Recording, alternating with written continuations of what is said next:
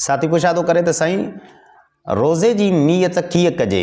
ॾिसो रोज़े जी नीयत जे लाइ के ख़ासि अल्फाज़ ज़रूरी कोन्हनि के। जेकॾहिं माण्हू रोज़े जे लाइ उथियो खाधई पीतई इहा ई नीयत काफ़ी आहे, बाक़ी के अल्फाज़ ज़रूरी कोन्हनि के।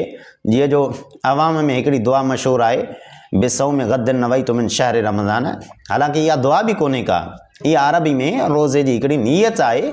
अगर कोई इहा पढ़े थो त जाइज़ आहे, पर ज़रूरी कोन्हे का। नीयत ज़बान सां ज़रूरी कोन्हे, चाहे सिंधी में हुजे चाहे अरबी में हुजे, ज़बान सां ज़रूरी कोन्हे का। नीयत दिलि जे इरादे जो नालो हूंदो आहे। त राति जो माण्हू उथे थो सहरी जे लाइ ऐं मानी वग़ैरह खाए थो त इहो ई रोज़े जी नीयत जे लाइ काफ़ी आहे। बाक़ी जेकर अल्फाज़ इस्तेमालु करे थो, कोई ज़बान सां नीयत करे थो त मां सुभाणे जे रोज़े जी नीयत कयां थो, त ज़बान सां बि जाइज़ आहे, पर ज़रूरी कोन्हे। खोड़ माण्हू हिनखे ज़रूरी सम्झंदा आहिनि।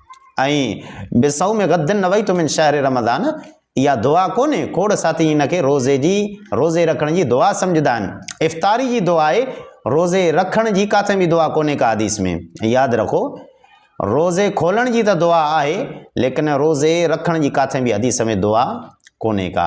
इहा जेका आहे बिसौम गद्दिन नवैतु मिन शहर रमज़ान, इहा रोज़े रखण जी हिकिड़ी अरबी में नीयत आहे।